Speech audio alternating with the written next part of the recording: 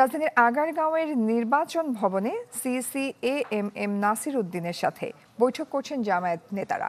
ইসির সভাকক্ষে এই বৈঠক অনুষ্ঠিত হচ্ছে। 7 সদস্যের প্রতিনিধি দলের নেতৃত্ব দিচ্ছেন দলটির সেক্রেটারি জেনারেল মিয়া গোলাম পরওয়ার। দুপুরে নির্বাচন কমিশনে যান তারা। প্রধান নির্বাচন কমিশনার ছাড়াও বৈঠকে অন্য কমিশনাররা উপস্থিত আছেন। এতে অবাধ, সুষ্ঠু ও গ্রহণযোগ্য নির্বাচন নিয়ে আলোচনা হচ্ছে বলে জানা গেছে। বৈঠক শেষে বিস্তারিত তুলে ধরবে ইসি ও জামায়াত।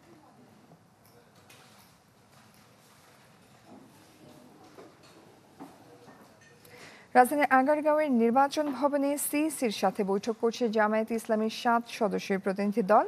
এ বিষয় নিয়ে আরও জানাতে সরাসরি যুক্ত হচ্ছেন আশরাফুল আলম আকাশ। চলে যাচ্ছে তার কাছে। আকাশ, জয়, মূলত ফেব্রুয়ারির নির্বাচনকে ঘিরে এখন পর্যন্ত বিভিন্ন রাজনৈতিক দলের সাথে নিয়মিত বৈঠক করে আসছেন নির্বাচন কমিশন। সেই হিসাবে আজকে জামাতে ইসলামীর একটি প্রতিনিধি দল গোলাম পরওয়ারের নেতৃত্বে বলা যায় ঠিক 12টায় কিন্তু প্রধান নির্বাচন কমিশনারের সাথে যে বৈঠক, পূর্ব নির্ধারিত বৈঠকে কিন্তু অংশগ্রহণ করেছেন।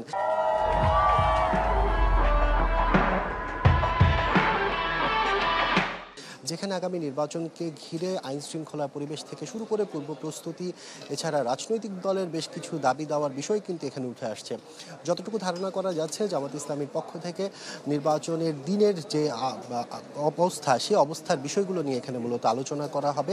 এছাড়া যদি বলে রাখি, প্রিজাইডিং অফিসার থেকে শুরু করে কিভাবে আসলে পুরো প্রক্রিয়াটা নির্বাচন কমিশন সাজাচ্ছেন, সেই বিষয়গুলো নিয়ে কিন্তু এখানে আলোচনায় উঠে আসবে। এছাড়া জামাতের পক্ষ থেকে বেশ কিছু পরামর্শ দেওয়ার কথা রয়েছে, যেন নির্বাচনটা নিরপেক্ষ এবং কোনো ধরনের প্রশ্নবিদ্ধ ছাড়া সম্পন্ন হতে পারে। এর আগেও কিন্তু আমরা দেখেছি বিএনপির তরফ থেকেও কিন্তু একটা প্রতিনিধি দল এসেছিল, এনসিপির তরফ থেকেও একটি প্রতিনিধি দল এসেছিল। আর সবচেয়ে এখন যে আলোচনার বিষয়টি উঠে এসেছে সেটি হচ্ছে জোটের প্রতীক। সেখানে আমরা দেখেছি জামাতের পক্ষ থেকে কিন্তু কোনো বিরোধিতা ছিল না এই বিষয়টিতে। যেমন জোটের প্রতীকরা নির্দিষ্ট যে প্রতীকে ভোট করা, সেই ভোট করার বিষয়ে কিন্তু বিএনপির পক্ষ থেকে একটি চিঠি দেওয়া হয়েছিল।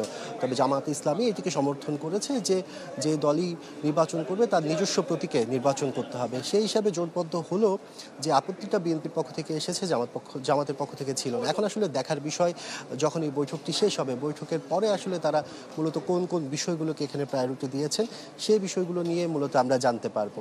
আর কিছুক্ষণের মধ্যে আশা করা যাচ্ছে যে যে বৈঠকটি সেটি শেষ হবে, এরপর আনুষ্ঠানিকভাবে তারা ব্রিফিং করে আমাদেরকে জানাবেন পুরো বিষয়টি। জয়। আকাশ, ধন্যবাদ আপনাকে।